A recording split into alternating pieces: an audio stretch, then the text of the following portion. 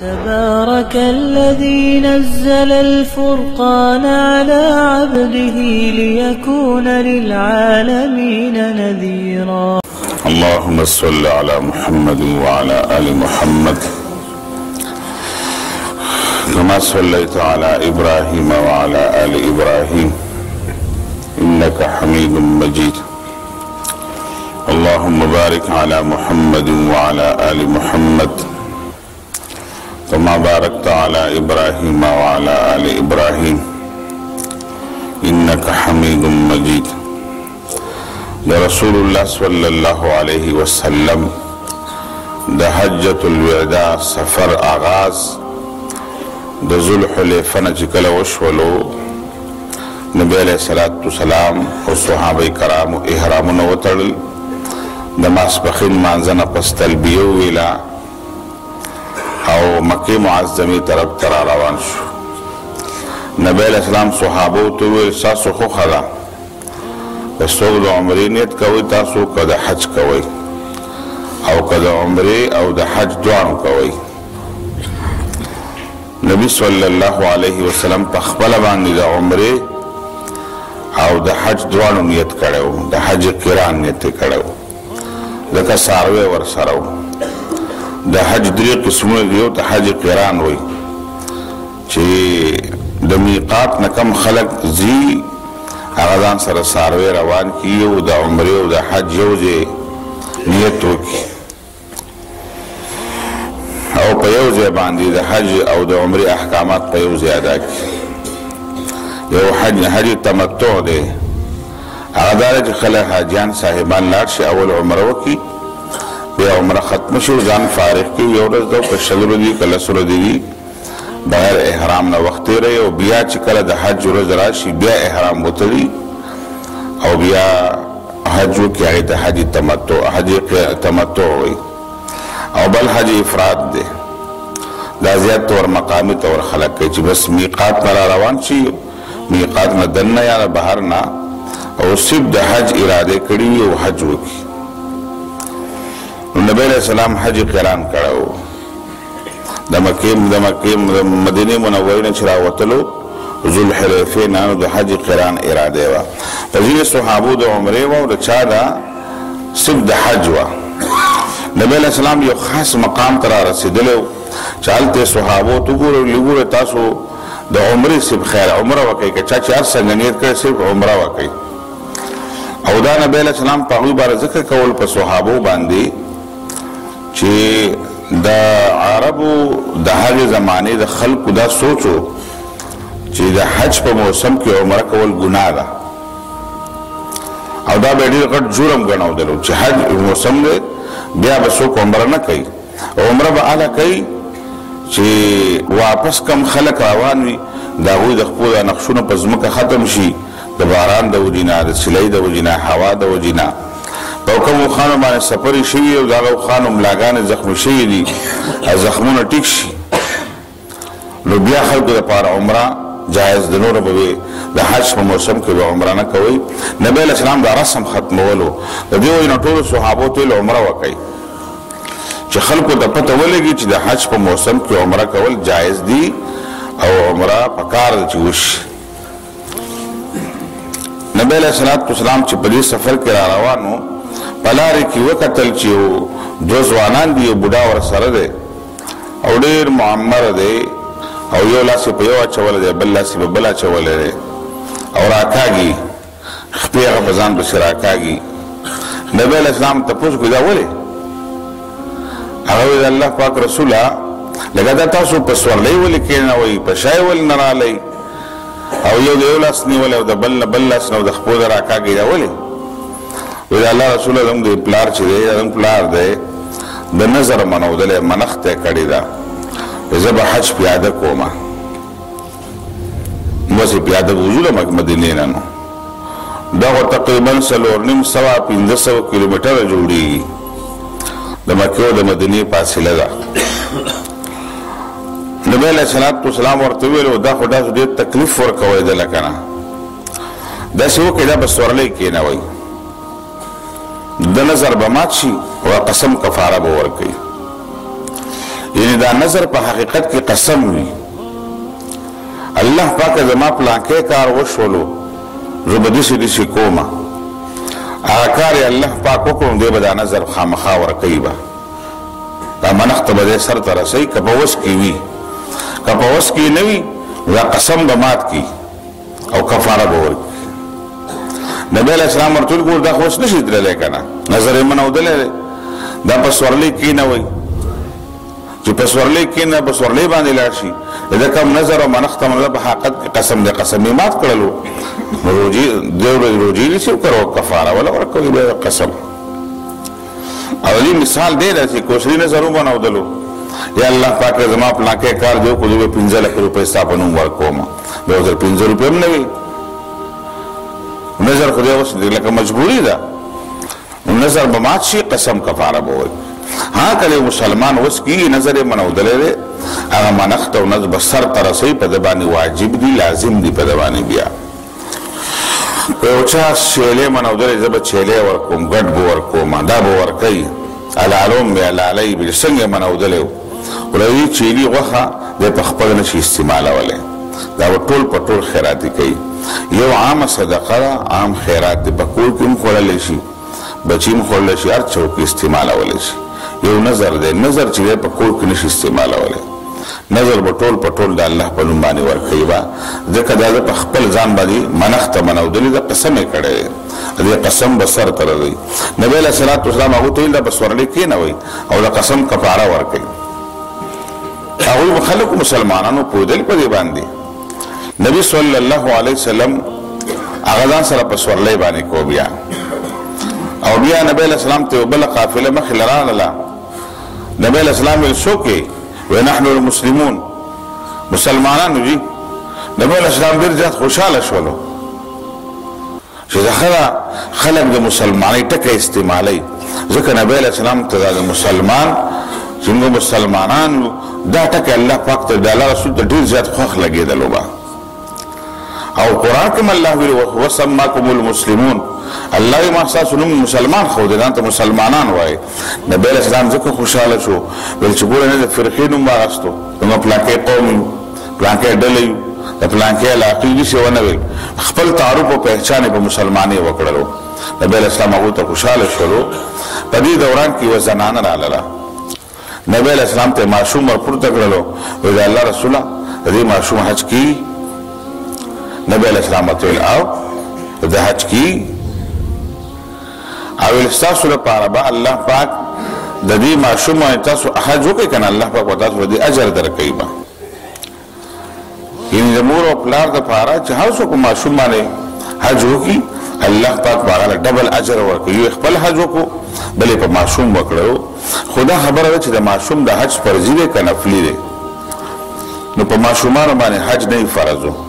بلوغت نه پس فرضیت راځي اگر که مالداري دا د ماشوم نفلي حج وشو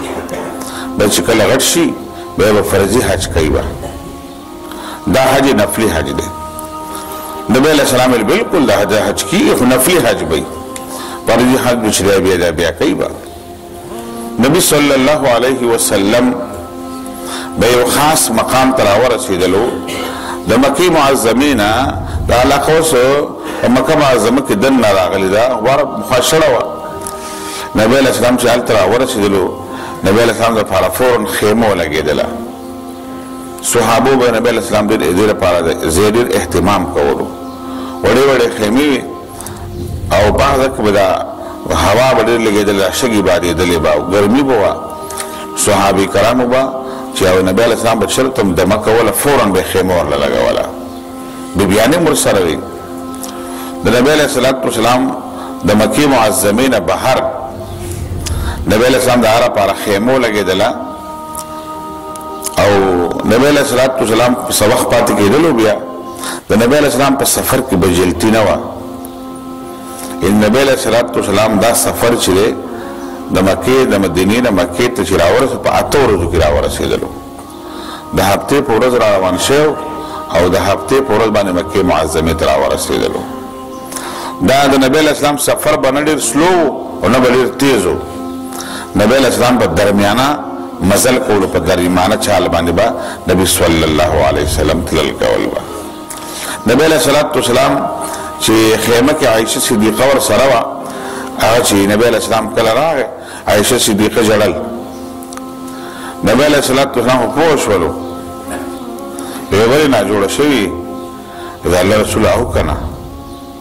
نبی علیہ السلام ته فرمایي دا د بنی آدم د آدم علیہ السلام د نونو دا د بچیانو دغه بیماری ده چې په زنانو باندې الله پاک بیماری مقرر کړی چې په میاشت کې په یو ځلې بیماری راځي دا هغه بیماری د وجې نه دا زنانه موز نشي کولی موز به نه کوي ځکه چې دا ناپاکه وي د موز قضا پې نشته دی روژې به هم نه نیسي د روژو قضا به راوړي او خاوند ورسره نزدېکت هم نشي کولی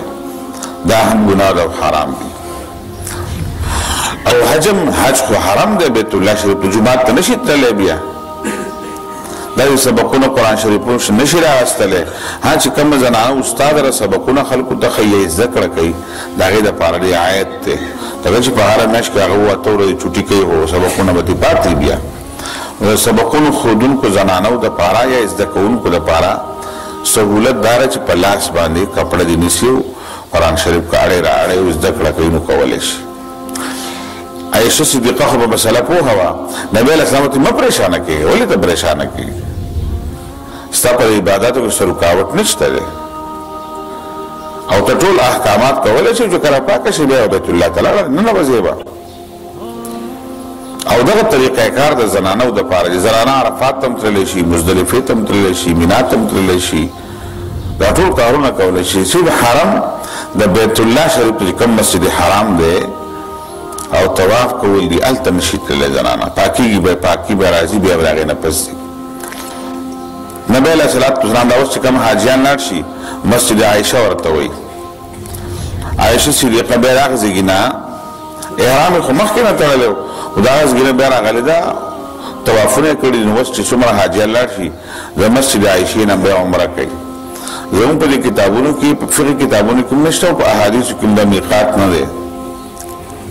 بهرحال خلک ځي اوس دلته غټ جومات جوړ دی او ځي خلک احرامونه تړي